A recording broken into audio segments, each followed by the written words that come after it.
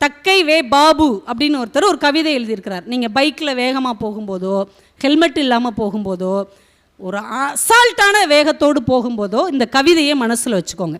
இல்லைன்னா இந்த கவிதையை நீங்கள் டைப் பண்ணி உங்களோட வேகமாக ஓட்டுற நண்பர்களுக்கு, வீட்டில் உள்ள உறவுகளுக்கு இதை அனுப்பிவிடுங்க. அவர் எழுதியிருக்கிறார், சற்று முன் இறந்தவனின் சட்டை பையில். ஒருத்தர் ஆக்சிடெண்ட் ஆகிட்டார், வேகமாக பைக்கில் ஆக்சிடெண்ட் ஆகிட்டார், கீழே விழுந்துட்டார். ஆக்சிடெண்ட் ஆகி கீழே விழுந்து கிட்டத்தட்ட ஸ்பாட் அவுட். இப்போ காவலாளிகள் நின்றுட்டாங்க, காவலர்கள் நிற்கிறாங்க. இதுதான் சிச்சுவேஷன், ஞாபகம் வச்சுக்கோங்க. பைக்கில் ஒருத்தர் ஆக்சிடெண்ட் ஆகி விழுந்துட்டார், கிட்டத்தட்ட செத்து போயிட்டார். அவர் பாக்கெட்டில் இருக்கிற செல்ஃபோன் ஒலிக்குது. காவல்துறைக்காரங்க 2 பேர் நிற்கிறாங்க.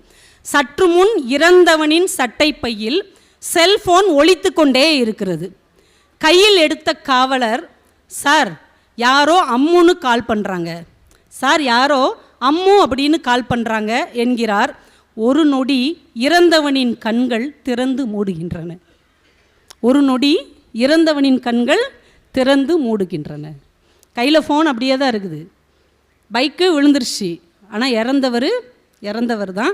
ஆனால் அந்த ஃபோனில் மனைவியா, மகளா, ஃப்ரெண்டா, அம்மாவான்னு தெரில, அம்மு அப்படின்னு ஒருத்தங்க கால் பண்ணுறாங்க. அட்டன் பண்ணுறது யார்?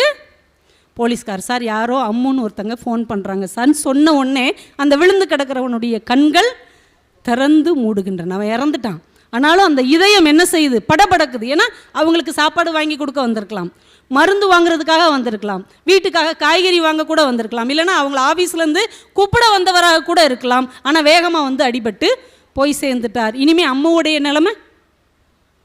இதை ஒரு நிமிடம் இந்த கவிதையை இப்படி வேகமாக, பொறுப்பு இல்லாமல், அக்கறை இல்லாமல், அலட்சியமாக வருகிற மனிதர்களுக்கு இந்த கவிதையை ஒரு முறை அனுப்பி வையுங்கள். நாளையிலிருந்து ஒழுங்காக வருவாங்க.